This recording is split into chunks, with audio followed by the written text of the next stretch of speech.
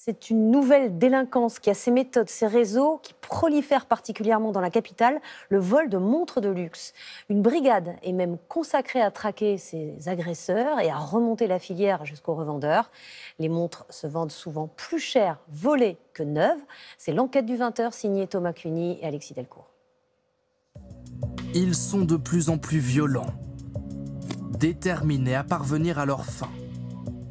L'objectif de ces voleurs, les montres de luxe, d'une valeur de plusieurs dizaines à plusieurs centaines de milliers d'euros. Un fléau qui gangrène Paris ces dernières années, à tel point que la préfecture de police a monté une unité spécialisée.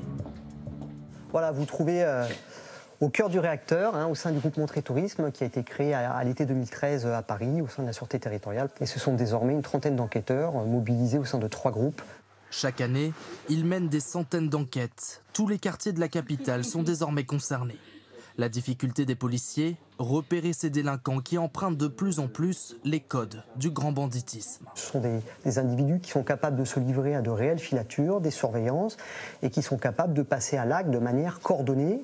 L'ambition, c'est vraiment d'assécher l'ensemble de la filière en prenant le phénomène par les deux bouts, les voleurs et les filières de recel. C'est un tout et c'est cette stratégie globale qu'on s'emploie à décliner au quotidien au sein de la Sûreté territoriale.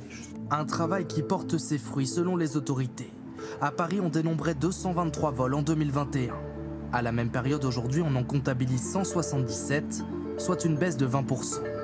Les voleurs agissent en quelques secondes. En témoigne ce vol capté par une caméra. Au poignet de cet homme, une montre, repérée par ces 2 hommes. Derrière lui, il se précipite et saisit son bras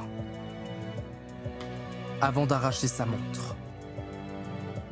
2 autres complices les attendent. Tous prennent ensuite la fuite. Autre affaire très médiatique, celle-là. Un gang de 6 jeunes pour 14 agressions en quelques mois. Lors de leur procès, le tribunal de Nanterre a diffusé une pièce à conviction pour le moins originale, leur clip de rap, voleur de R pour Rolex. Pour une R, ouais ça t'étouffe. Mais nous on serre ton cou. Le temps c'est de l'argent, je cours après ta montre, moi je regarde ta Rolex. Un clip qui ressemble presque à des aveux de leur méthode violente. Ils affichent même le nom de leur quartier. Les enquêteurs n'ont pas eu trop de mal à les retrouver. Ils ont été condamnés entre 4 et 6 ans de prison ferme. L'horloger Gérard Vautrin connaît bien leur méthode.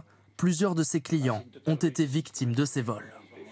Voici le modèle le plus recherché par les voleurs. C'est une Daytona des années 2010, extrêmement cotée. Les Daytona en acier se sont toujours vendus plus cher que le prix du neuf. Là, c'est une montre qui a doublé en 5 ans, qui a triplé en 10 ans.